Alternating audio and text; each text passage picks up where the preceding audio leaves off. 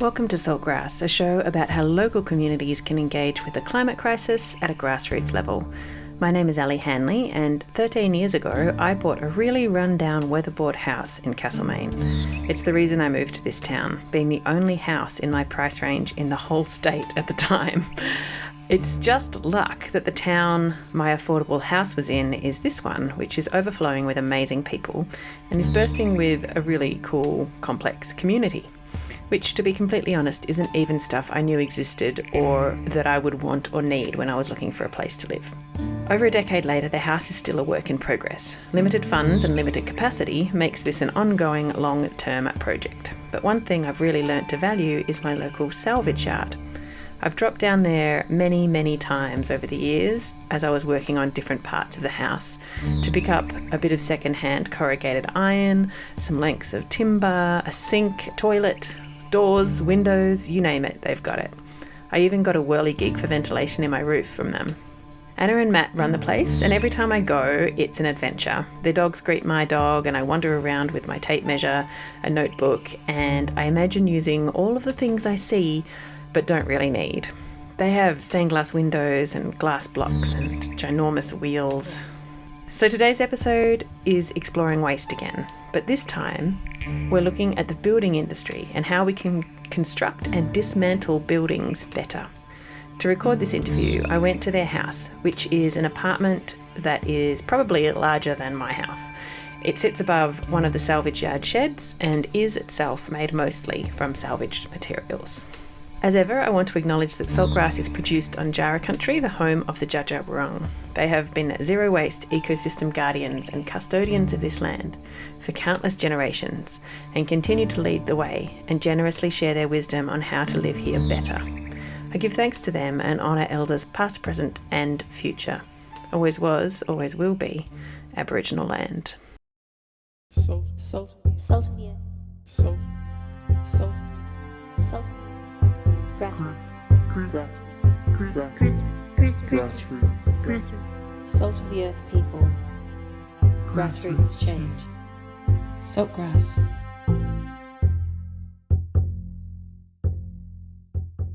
Listen to all episodes of Saltgrass on your podcast app or at saltgrasspodcast.com. How did you get to the point where you wanted to run a salvage yard? What led to that? We probably won't go way back in time, but when we first moved to Central Victoria, we were in our mid-20s.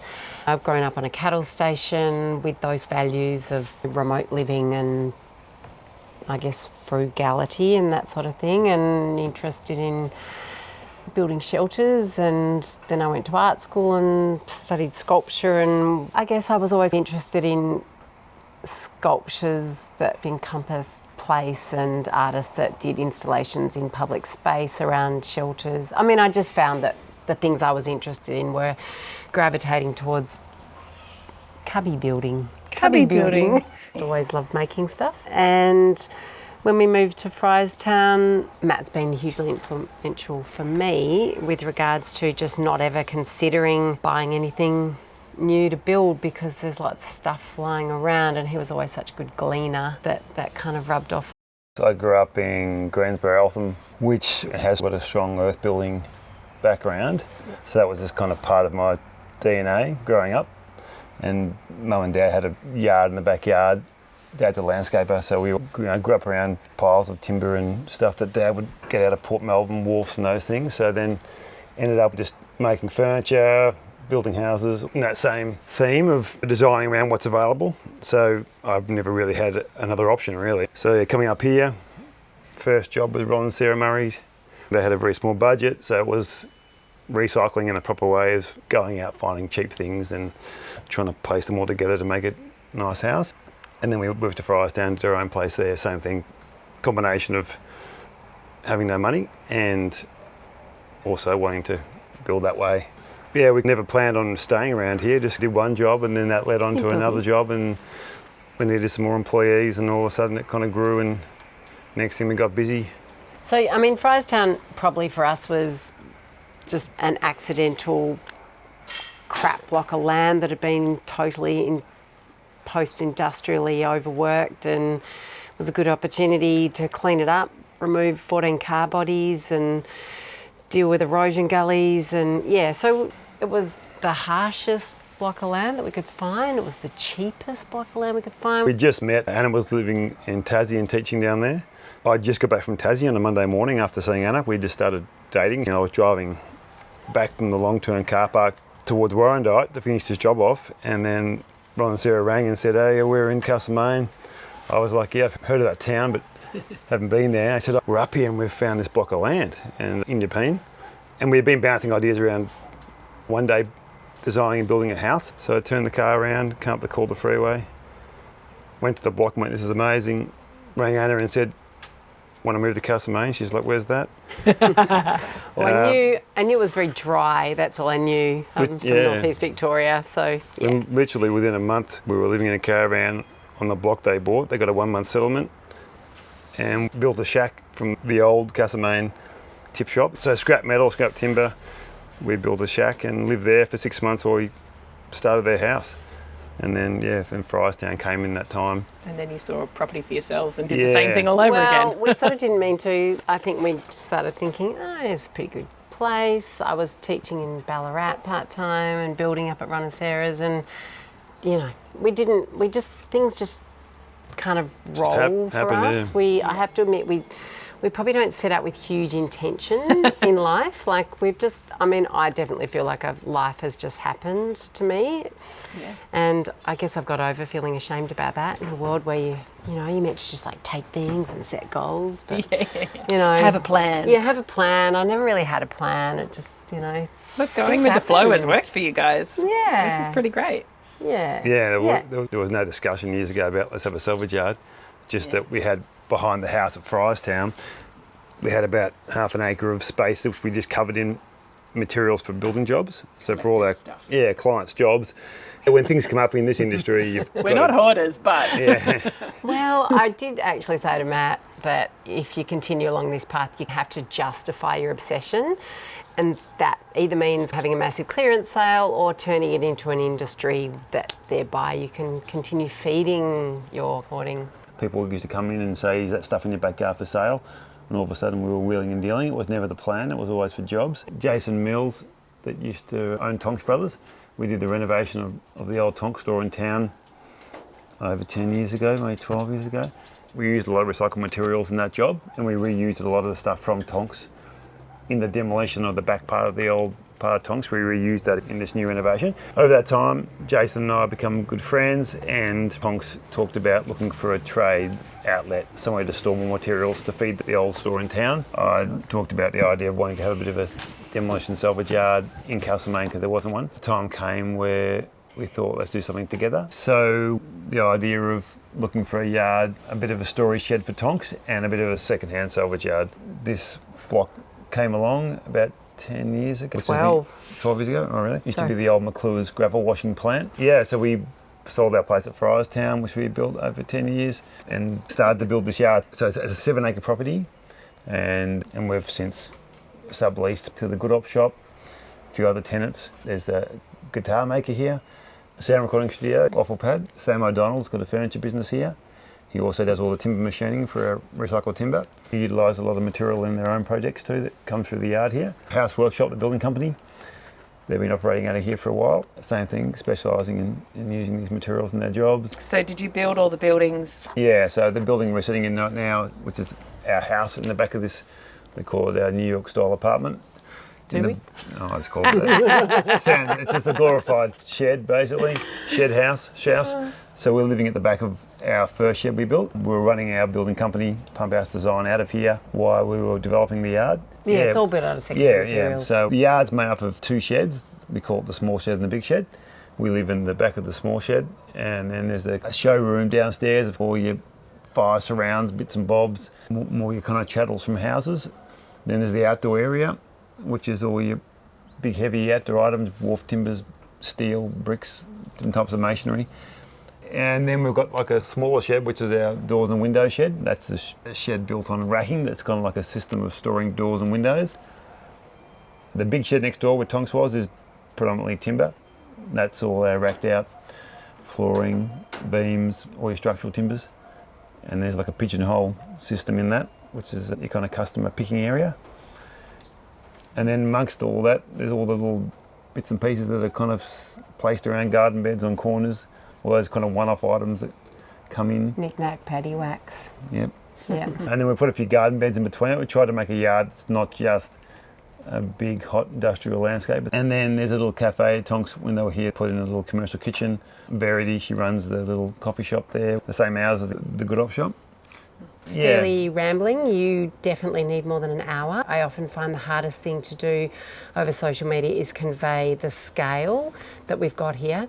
And so people sometimes turn up and are just really overwhelmed and realise that they haven't left enough time. I think we need to set up maybe some golf carts or some customer courtesy You boxes. just see it as A little good, train that people Little can train, Yeah, you just see it as a good excuse for a Train, wander. yeah. Yeah. Good exercise. Yeah, it's a little bit of industrial land. It's kind of on the side of the Malden Railway, the steam train. Yeah. So that's just to the north of us. And then to the east is just residential housing. So we've got about a dozen houses that border the yard. And then we've got the creek to our west. So we're on the edge of the creek, which came right to the boundary line in the recent floods. It didn't spill over into your... Just came to the fence line, yeah. Wow. And so for you, it's hard to go past something. If it's getting knocked down and you see some great stuff, it's hard for you to drive by. You would have to stop and Yeah, pick very it up, hard. Matt. Yeah, Very hard still. Yeah, very hard. Yeah. Yeah. We build a business around hoarding, Yeah. basically. For good reason, which we might get to, but, yeah. But I think we as humans have that instinct for a reason. Yeah. Because when times are lean, waste not, want not is a saying for a Yeah. reason. Yeah. People who are really good at getting the tiniest bit of value out of everything actually Yeah. can survive lean times. Yeah, and you can label it. I mean, I've been known to be called a prepper from time to time. It's in my pantry. Yeah, I was going to say, how many tins do you have? Yeah, well, I did grow up fairly remote, so I was never able to shake that bulk shopping thing. Yeah. It's slightly prepping. I don't like the assumption that it will always be there. Yeah. To just pop down and get what you need. I do like the idea that you don't go down the street and you just kind of build a meal out of whatever you've got, or you build a house out of whatever you've got, which is kind of the difference between like architecture and designing a house based on the design and then going out to source those materials to fit your design, as opposed to building a house around whatever you've got and the design then evolves from the other end. And I can see that old school farmer, really remote stations and farms, you did buy stuff 6 months in advance, and also that understanding of the seasonal, that things aren't always available. Yeah. It's that kind of mindset, isn't it? Yeah. Look, because we both just can't bear seeing, maybe that's an ageing thing as well, when you've kind of grown up in another time that you do recognise better built. I feel like our generation has grown up in the 70s and 80s when things were still well built, and now we live in a time that basically you can't recycle most furniture and housing because of all the kind of leaps in glues and factory produced stuff. So I think for us it was both of us just can't bear seeing the well-built things getting knocked over and disappearing on the back of a truck, ultimately to end up in a hole in the ground. I mean, it's just stupid. It's like a dumb approach to building materials. It's interesting because like my house is cheaply built, rapidly built house from the 50s. Using hardwood frame, which no one uses these days. It's not treated, so there's no massive chemical baths that the wood goes through. It's rough hewn, so it's rough as guts. It's hard to work with, but we're doing renovations with it. Every builder who comes to my house, some joke that you could just knock it down and start again, but most of them are like, this has got really good bones and you don't see this kind of construction anymore. And it's a commission house. That's one of the cheapest, roughest buildings that was built in the 50s, and it's still using better materials than what's being built today. But maybe today. that talks to the better trained and better educated era of builders. It also talks to cutting down old growth forests for timber. Which better quality timber. Which we don't want to do anymore.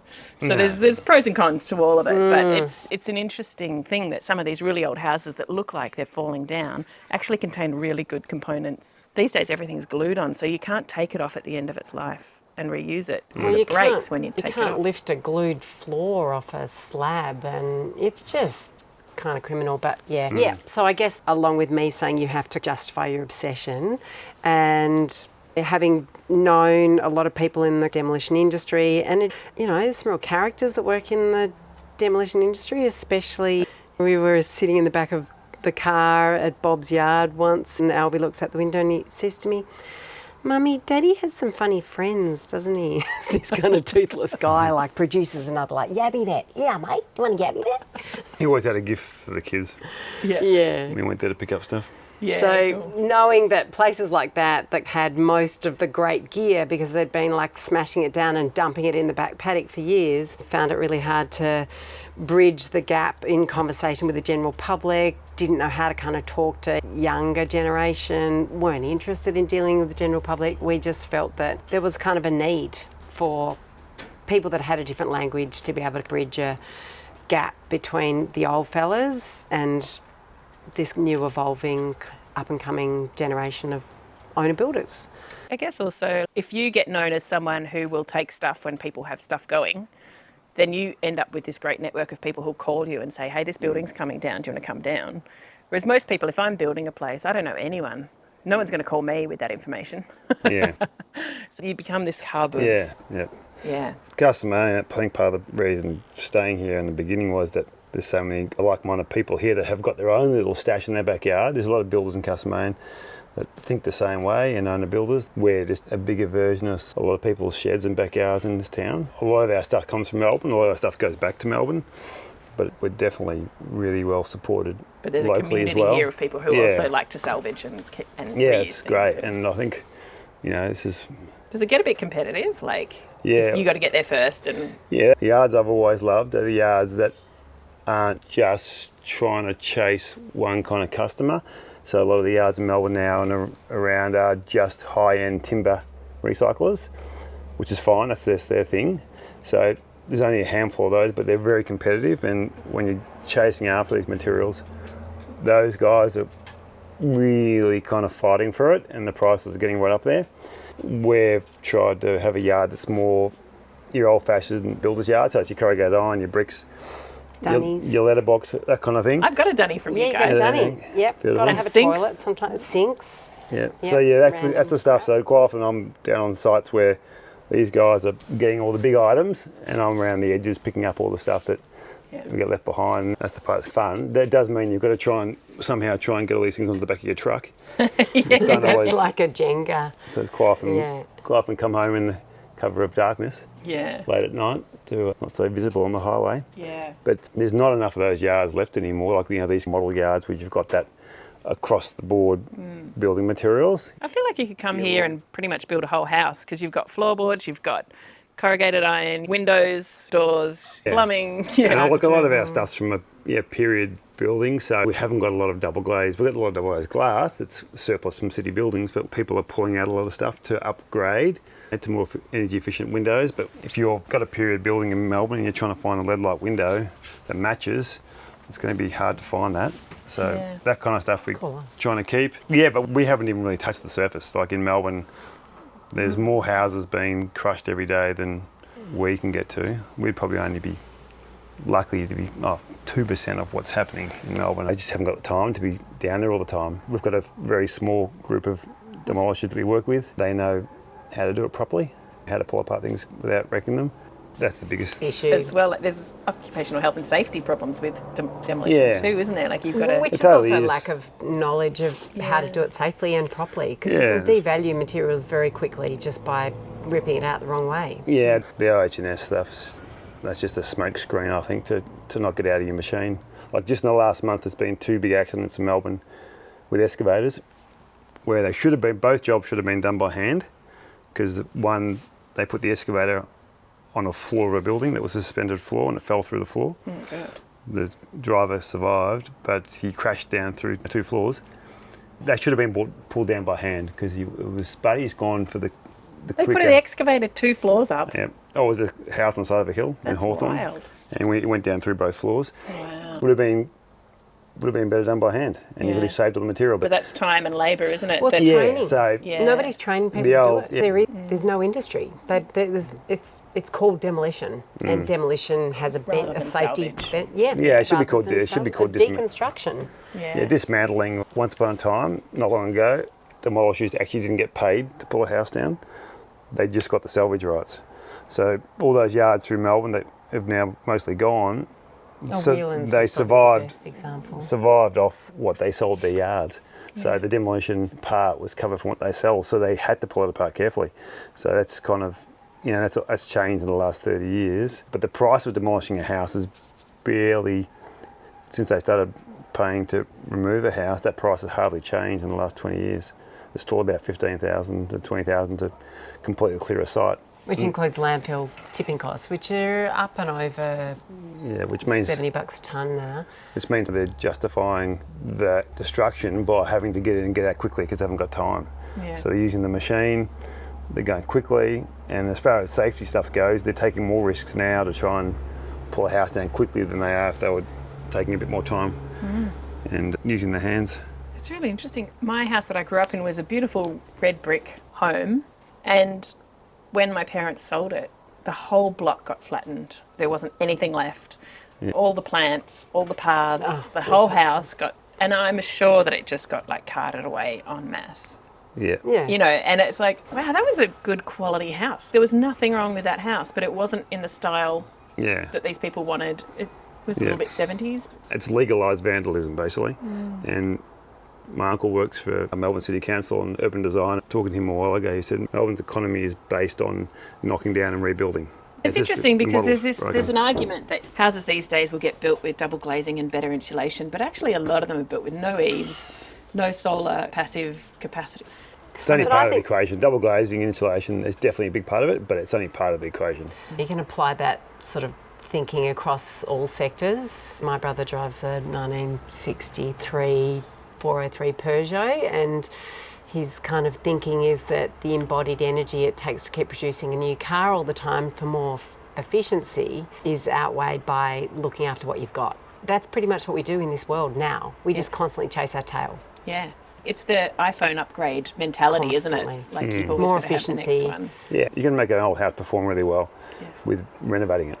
I wouldn't say that we are anti-development at all. Sometimes I look at those houses, and often it's through the most affluent suburbs of like Brighton and Toorak and South Yarra and Camberwell and Hawthorn, which are big blocks of land. Robin Annear also wrote about in her book on Whelan's, is that most of Melbourne's inner city, those buildings have been built 3 or 4 times on the same block of land. So a lot of the buildings that you see now have had 4 or 5 incarnations since settlement, easily. So that is Melbourne's economy. But yeah, I wouldn't say necessarily that I'm anti-development. It's just the lack of foresight as to what happens to those materials once they're gone, which probably leads into other questions that you've asked me about training and education and the next generation, that kind of thing, because there's no point salvaging if there's no market for it at the other end. You just end up with the yards full of stasis that get bigger and bigger and bigger. So you need not only people to build with recycled materials and know how to build with the recycled materials, but also how to deconstruct. And to build with deconstruction in mind would be ideal, surely. Well, I would have thought so. But how do you do that? Yeah, that's right. And like a lot of materials, you can come up with other uses for them. So, the original use might have been a bit of framing timber or a concrete footpath. But if you think out of the square a bit, both those things can become 1,000 different projects in the future. Dry stone walls or crushed up and used as road base. Hardwood timber framing in houses in Melbourne is some of the best timber you're going to get in this country. There's 1,000 uses for it. If you're paying a tradesperson $85 an hour, it panics you to think that they're going to have to pull nails out of something. So then you might take that back to a different wage bracket and think, okay, what am I going to pay this person to pull nails out of timber? Recycling is something that's always been seen, I think, in our culture, that the people that do it are the ones that are poor. Your hardware materials have just probably doubled in price in the last year or so. People are complaining about it. I think it's a great thing. I mean, I'm not a fan of the fact it's probably just a few wealthy people getting richer, but the fact that we're putting more monetary value on material goods is probably got to happen. A piece of pine framing, 6 metre length of 4x2 pine, is now about $40 to $50 a stick. It sounds like a lot, but if you had to grow that tree, cut that tree down, mill that pine, treat it, forklift it, wrap it, stack it, handle it probably 20 times before it gets to the hardware store, and then they've got to make their margin, pay their wages. It's probably worth that much, but we've been so used to having everything so quick, so cheap, that we've justified throwing it away. And this is, the nice thing about where we are at the moment is it's giving everyone a chance to re-look at our values and go, oh, hang on, maybe that north wall that my builder's pulling down, maybe you can reuse that framing, because all of a sudden it is actually worth paying that guy to do it. Even if you are paying him $80 an hour, the timber he's going to pull out is probably worth 4 times that. So it's kind of going around, and hopefully it means that people will get off their arse and be more resourceful. The thing about recycling, about what they consume. Recycling, constantly. whether it's in your house or on the building site or on commercial, it takes quite a bit of effort. It takes a bit of skill. It takes some skills that are being lost, but it is definitely worthwhile. And yeah, you either got to pay someone or use your own energy. And I think that's the biggest thing we find, that there's that in this industry. It's a really small pool of people that actually do it. There's, sure enough, in Castlemaine, there's quite a big pool, because this is the kind of town it is. But most of the country are just paying for the look, paying someone else to do it. That means they're only one kind of customer. They can afford to pay someone to do that for them. But yeah. And I think it's interesting also, I'm just thinking as you're saying all this, in terms of how many people can't afford to buy land or build a house or have a home of their own. There's an increasing number of people who can't afford to have their own home. Mm-hmm. And at the same time, there's people building and rebuilding because the fashion has changed and they want to have a different thing, or they've got 3 houses. And there's something about this idea that we used to have, this idea that everyone would one day own their own home, and once you build it, that's where you live. Yeah. And you'd see these old people who've lived in exactly the same house for 50 years.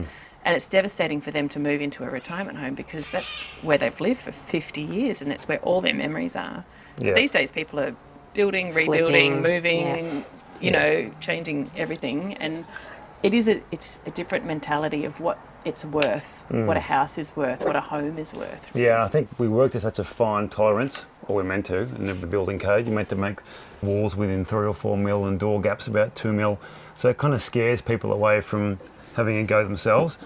I think the fact that we're making buildings so sterile looking has scared people away from becoming owner builders. A big part of our business is to try and empower people to have a go themselves. And you actually can still, if you're prepared to put the time in, build your own house relatively cheaply. We've got to a point where we think we're so valuable, we think that our time is so valuable that we can't afford to do it.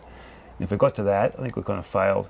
You pay thousands of dollars for permits these days, and you've got to have a certain skill set and a certain amount of knowledge so that the house that you build doesn't burn down or fall down. Yeah.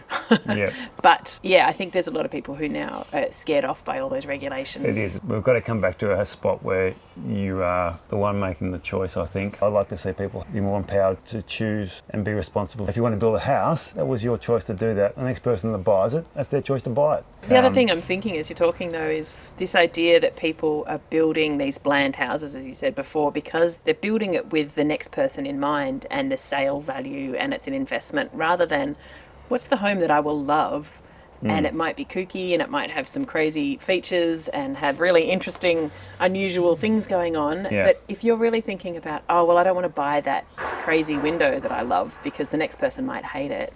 And I don't want to paint the wall that colour. Because, like there's, it's a different mentality about what your home is for. It's totally right. I just think that we also think that we're so uniquely special. I think we forget that we're actually a race of fairly cookie cutter. There's nuances within humanity. I do understand that. But at the end of the day, we all have the same requirements. I mean, basically, we just live in glorified sheds, all of us. Really, when you think about it, we all have the same needs. A roof over our head, warmth, security. Weatherproof. Yeah, bit of natural light. Yeah, I think we also, with the houses that are being built now and all the housing estates you see, they're efficient in one sense. But once they're done, and people are leaving these places on the weekends to go to places that have got more soul and more feeling. Like up this way, every kind of quirky little charming B&B is booked out all year round with people that are coming from these places to get away from it. There's half falling down shacks that are getting $1,000 a weekend because people want to be around something real.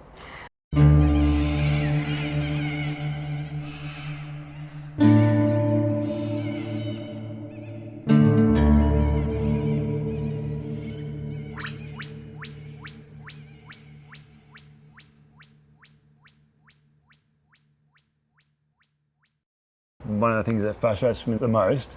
The next person that walks into this yard and asks for black butt timber or spotted gum can jump on a plane and go to Queensland and find out where it really comes from. We've got local grey box here that you can get locally that is as durable, more stable because it's from a local area, and it's not on the architect's list of choice of timbers. We've got to start looking at growing and using our own local timbers, ironbark, grey box. We've got some of the best timbers right here in this town. Growing local timbers for... That we can get a hold of and we can harvest right now. We've got to keep, we're not planting enough, but there is this timber available, especially with recent storm damages.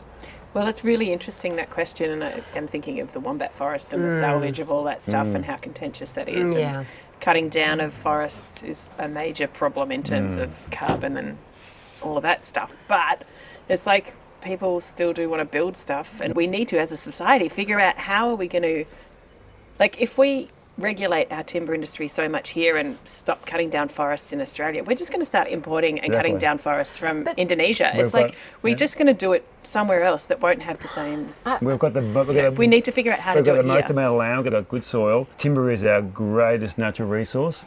We've taken it more than growing it. As long as we plant more trees. We've talked no end about this notion. I reckon every sizable town in Australia surrounded by farmland should have its own timber plots, managed by the community. Like, why haven't we got 500 acres on the outskirts of Malden or, you know, across the Malort Plains somewhere, managed by local councils as timber plantations for local timbers? No, not like a council, just by community cooperative. Which is community. Well, you're voicing it on this podcast, now we're going to do it. Yeah, I know. I mean, it's great to have ideas, but yeah, so that is another really big issue. We have growing demand in every town across Australia and the world because of population growth. Trees grow. Trees grow. They're a great resource. There's a fellow that works for us called Greg Denny, lives out in Barringup.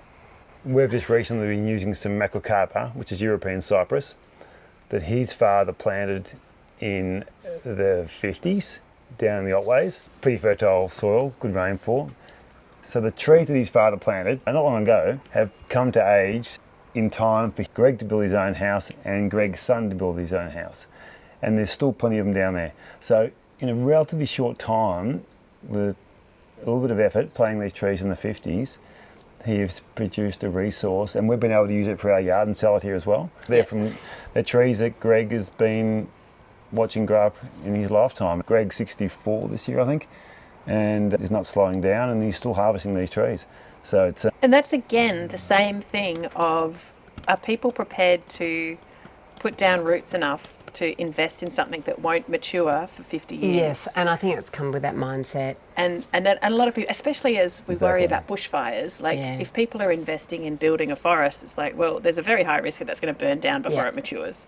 So if you're looking at it purely from a business and risk-taking perspective, it may not seem worth it. But if you're looking at it from a community perspective and sustainability and as a carbon sink for 50 years, then that's awesome. And if you're not burning that wood, but you're building with it, then the carbon stays in the wood. In the wood. Yeah. I mean, I just think it's a no-brainer. But It's kind of but it's a mentality thing, isn't it? Because I have heard people have stopped investing in growing sustainable timber because as business people, if they're getting investors from wherever in the world, it's high risk and slow return. Sure, but as a result, we put a lot of pressure on our state forests. Yeah. But as a community, I think your solution is a great one. But you need people who feel like they're going to live here for the next 50 years and their kids are going to want to live here. And that's a different conundrum because most kids move away. They might move back again, but a lot of kids move away. Yeah, pretty nice though. It's true. Pretty nice. You imagine if a local tree farm was owned and ran by 1,000 people in the community. They didn't all work on it physically. There might be a few representatives that get paid to do it by the rest of us. Yeah. But how nice would it be if you didn't come back for 20 years, you went away as a kid here, and you came back 20 years later and you saw that tree that you were involved in planting now coming of age, you can't get your arms around it, or there's things living in that tree. It'd be pretty sasatisfying. Yeah. And then you get to cut it down. Have that connection to place. Build a house. And plant another tree. And plant another tree. You're going to get people who get very attached to the trees. But I think the forestry model that we're used to seeing is that kind of monoculture, just big rows. I think the land around here would lend itself to really interesting kind of design forest. The range of timbers, plants for different uses. What's the name? Yeah, different. What's the name? Rowan reed. Rowan reed's got Yeah. an example of, mixing species for different uses. Well, Rowan reed's an agroforester from the Otways, so anyway, that's his model. But yeah, So growing forests for timber, but having multiple species and yeah. creating Well, I mean, also more diversity. timber for future. I mean, Yeah. the diggers, the blazies, it's sort of creating their own arboretum based on future species. We're kind of living in a rapidly changing climate where Melbourne's looking like Broken Hill in 2050. So a lot of the sciences, that's what we're looking at. So a lot of ecologists and growers are planting species for the future, not necessarily species that are endemic to your area. That's the the salvage yard for us is one thing that's important, but it's just one thing that we're interested in. We've closed our doors to the walking traffic for a few months, so we're still open by appointment, and we've just got to give the yard a big revamp.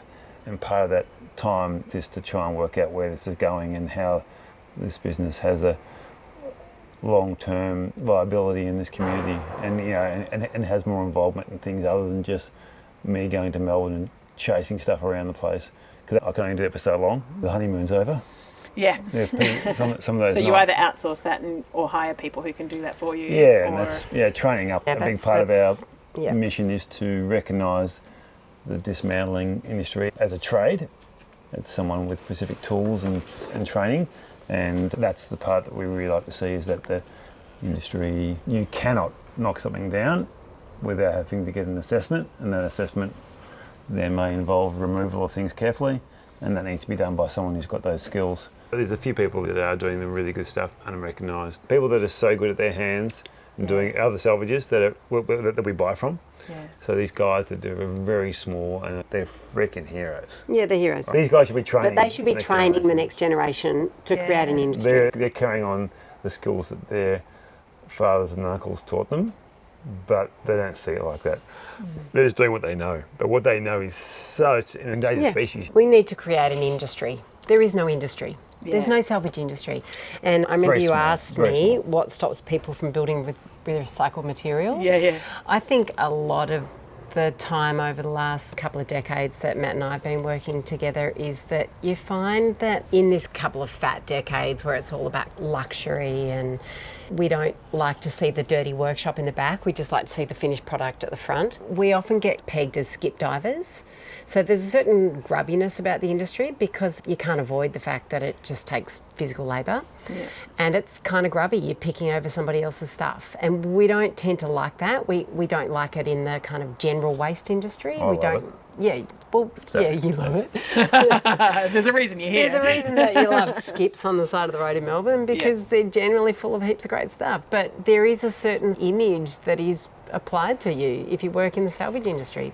You're generally a scumbag skip diver. Yeah. So I think that puts a lot of people off. That's cool. And that's cool. Get on with it. Yeah, just get on with it. Get over it and get on with it. That's fine. But also I think that there is still... But in terms of creating an industry, it's a block. Yeah, I think very it's much one so. of it's not sexy. It's, so I used to kind of think, how can you make salvage sexy? Yeah, I see it in Melbourne going on the sites. Some of the big companies we go and get stuff from, there's something around smashing something up and wasting it and wrecking it that makes you feel like you're superior and that you're the king, you're wealthy.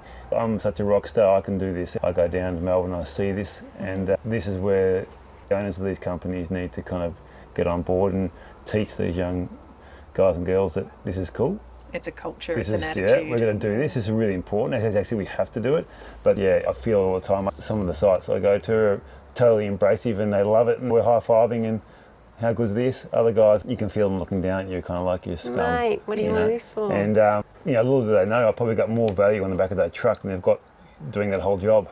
It's really interesting, isn't it? I got this massive 3-panel wide sliding double glazed door from a guy locally who had salvaged it because he was helping at a build in Melbourne, and it was a brand new build, and there was a scratch in the metal somewhere. And so the builder, who's very high end couldn't building have for that. very wealthy people, he just got rid of that door entirely. And that guy Yep. just happened to be there on site that day, and he's like, can I Yeah. grab a trailer and take that? And the Yep. builder was like, yeah, take it, it's worth nothing to me. Yeah. And so they put in a whole new double glazed 3-panel sliding That would have been panels. worth thousands. Yeah. Mm. So I got this thing for free because he's had it sitting at his house because he just couldn't bear to see that go to the tip, and Yeah, it would but have gone to the tip. What makes us so like- special That hasn't we even couldn't been just polish used. out a scratch Yeah. and get on with it? Yeah. You know, Well, I mean, your dog's going to scratch it in the first week anyway. Yeah. That's a mentality in the building industry at Yep. the beginning end that so much Yep. new materials is rejected. So- let alone the second Yeah. hand stuff at the end. Totally. Of, you know. A big part of our stock's from that too. And it's, look, funny thing is this yard wouldn't be here without that kind of yeah, discussion attitude. behaviour. So we're kind of, it's a bit of a double-edged sword. Well, but I'd be happy not to have a yard. I mean, that would be the ultimate goal. yeah, I mean, it's... No, That there are so many of them that it's so competitive and that there's not enough materials to fill a yard anymore. I mean, isn't that our ultimate goal? I think it's a different, I think these yards are important because ultimately they're the places that process and transfer the materials back to its new life.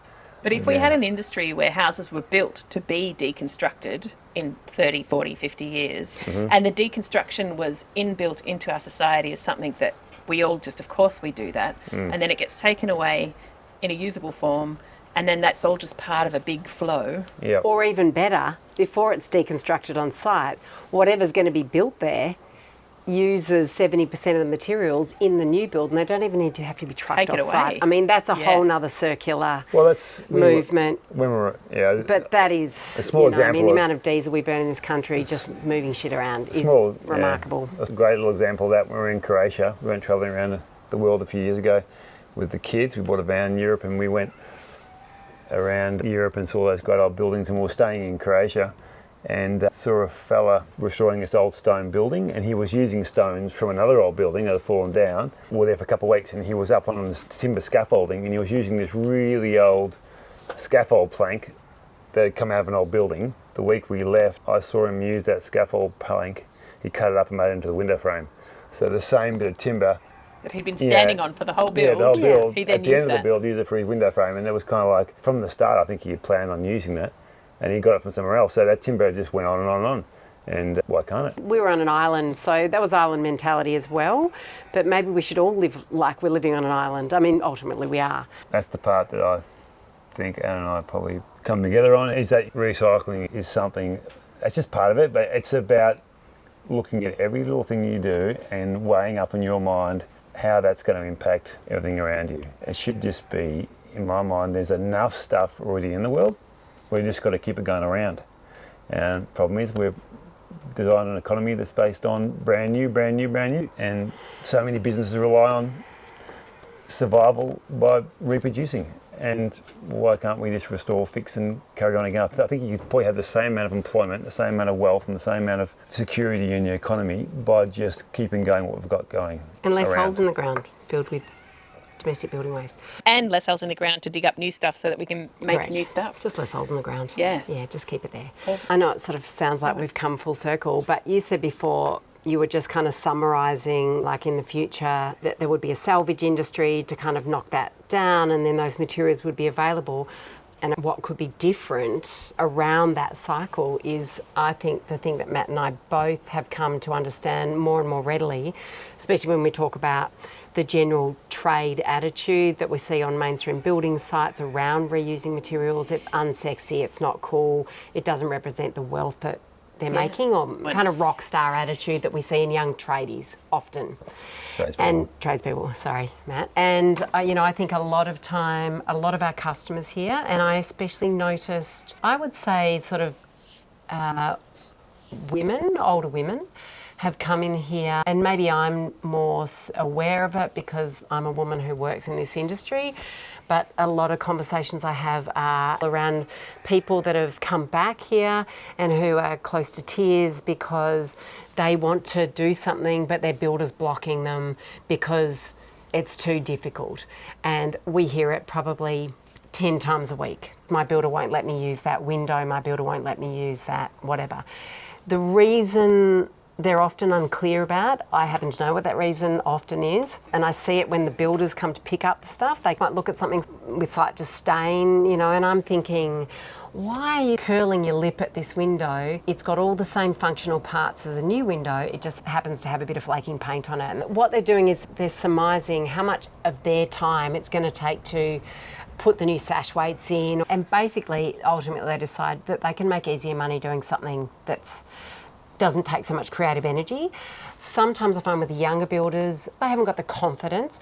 Nobody's taught them how to kind of think flexibly about reinstating that window back in a building, because it's not a cookie cutter, it's not off the shelf. The specs are a little bit out. When you go to the hardware store, you know the size timber you're going to get, but a lot of the older period homes don't have contemporary sizes, so you're either having to be a little bit more creative thinking, but nobody's taught these young people how to do it. Yeah. So the easiest thing is to push it back onto the client, say it can't be done, it's a waste of time, don't use it. Yeah. And then I often find that you get this dilemma, but ultimately people are so nervous about doing the wrong thing by their builder because it's taken them 8 months to find one to just put a window in, that they say, I'm really sorry, I really want to use that window. And I say, that's fine, don't worry about it. But I happen to know that the missing link is training at a TAFE level. Yeah. Restoration and repair work of older items that are in our yard and old houses needs to be part of the trade school. Yeah, you know, it's been dead in the water for decades. Putting a sash core on a sash window isn't that hard if you know what you're doing. It's a relatively quick job. Putting a bay window. I mean, we don't tend to see a lot of bay windows being put into houses anymore. Carpenters haven't got training on all the confidence to know how to do it. It's not that hard. You can probably Google it. But yeah, it's not being taught. I guess the yard's fantastic. We're really proud of what we've created. It's enabled us to do good things when it comes to diverting waste from landfill, but it is easier to collect items than it is to sell them. And I think that the op shop would have the same problem, because we all consume so much and we don't stop. We're not training people to recognise the worth and the skills. So, I mean, ultimately the end game, I'd like to even just see in Cert 3 carpentry at TAFE, I'd like to see a subject on building with salvage materials. That would be a start, next to new schools that purely focus on deconstruction. I mean, that would be amazing. Imagine if there was even one of those schools in Melbourne. I think some of the TAFEs do look a little bit into it, but not really enough. I think it's mostly around the safe deconstruction. About the health and safety rather than the mechanics of how to do it. Yeah, around the mechanics of how to reuse it. Yeah, it's about, I mean, of all the apprentices that we've had over the years, I've spoken to a lot of those folk about what it is that they get taught, and they say it's around safely being able to take out a structural beam. They teach them how to safely put a new beam in, but, you know, what happens to those windows when you take them out? Yeah. A couple of the yards I go to in Melbourne, when you're passionate about something and you tell these young people the story behind it and what they're handling, they actually are really interested. It's the bosses that are really kind of setting the culture. So I love getting down to Melbourne and getting in their ear and just telling them what they're handling. It's American red pine, it's New Zealand kauri. They've got no idea what it is, but when you tell them what it is, they quite often get quite excited about it. So it's just that education around what we've got already. And then that opens their minds to the value of what they're handling rather than just the job of it. Yeah, and the monetary value. I mean, the reality is once you put a dollar value on something, people get more interested. I mean, that is the sad reality but it's important if you want to make an impact. If you look at the retail end of what the materials are worth, and say your house, if you put all that material in a stack, sorted and organised, there's way more value in that material than what the profit is in demolishing the building. In a lot of places, double or triple. So it's really a no-brainer. It just takes a bit more time, but there's more monetary value in regaining that material. I've quite often been to jobs where I know the demolisher's doing this big house in Hawthorne for 30,000. There's probably 50 grand worth of salvage in it, if you had to look at it like that. And I can't get all of it. I can just get stuff I can. But if the industry really existed in a healthy way, you would have the phone number of the guy who collects the timber, the phone number of the guy who collects the tiles, the phone number of the guy who has the roofing materials, and the other guy who collects all the plumbing and the copper. And like some of those old buildings have copper pipes. And they would have employees set up to be able to kind of disperse to do It's like the opposite of the building industry, where you call your plumber, you call your roofer, you call your... But you would be the opposite. You don't want to waste time doing it in reverse. So we've got this all kind of like ask about. All it is a little bit more time. It's a little bit more time. Slow it down. We're not going to pull this house down in one day. We're going to do it in 2 weeks. Yeah. And that gives everybody time to do it responsibly. I think just the people out there thinking about, if you want to use that stuff in your own place or your own projects, it's not that hard to get a few little skills on how to use it. You've got to just remember it's either you doing it or you're paying a tradesperson to do it. So yes, if you can afford to and pay someone else, fine, but if you can't, you just got to do it yourself. It takes effort. It's worth doing. And I do think on the point of people getting amongst it in terms of building their own thing, there is so much YouTube advice now. Oh my gosh, you can't get away from it. It's great. There's some amazing, really creative builders who just make videos about how to do any old thing, and you can watch it and figure out how to do stuff. Totally, yeah. It's amazing. And how cool that it actually gets there. I mean, I always wonder how all those YouTube videos get there. I mean, really, people are just enthusiastically posting all the time. Yeah. Just, thank you for that. don't be afraid to get amongst it. And there's plenty of demolishers that if you turn up at their sites and say, hey, can I grab some of that timber, they'll be more than happy for you to take it. Just, you got to obviously work in with them so you can do it safely. But there's not enough people like ourselves and the few yards in Melbourne that can get around all these sites going on right now. So, get out there, stick your nose in places where you shouldn't go. More the merrier. And just ask, and, can I grab that corrugated iron? Can I use that timber? And, the old slab of beer is always still the best currency. It does actually work still. And what do they say? You've got to pay somehow, physically, financially, or emotionally. You can't avoid one of those. Yeah. Yeah. Yeah, and and it's very satisfying. We're sitting on deck now with you here, and everything around us has come from somewhere else, and it feels good. And it makes things unique and interesting. In a world that really needs it, I reckon.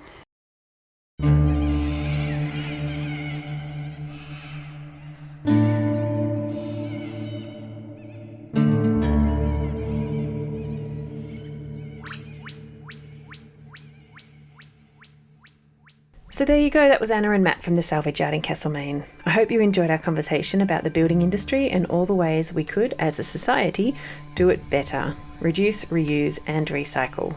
If any part of the conversation caught your attention, there are links and notes about the show on the episode page on the website. Don't forget to share the show with your friends and tell them about it, especially if you enjoyed any of the ideas that you heard today from Anna, Matt or myself, or our conversation. It's important to talk about these things and keep the conversation going. Don't forget to get your Saltgrass ethical t-shirts, hoodies, stickers, posters and puzzles. There are new designs all the time. Just jump onto saltgrasspodcast.com and click on merch and it will take you through to the online shop. For those of you listening on the radio, please note that you can listen to all episodes of Saltgrass on your preferred podcasting app or at saltgrasspodcast.com. You can follow us on all the socials and you can subscribe to our email list to get reminders and updates about the show. This program was made possible with support from Main FM and the Community Broadcasting Foundation. Find out more at cbf.org.au. My name is Ali Hanley. Thanks for listening. Salt of the earth. Salt.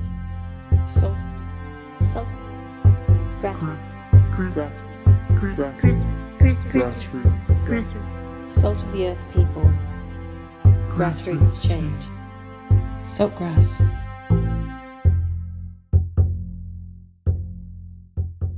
Listen to all episodes of Saltgrass on your podcast app or at saltgrasspodcast.com.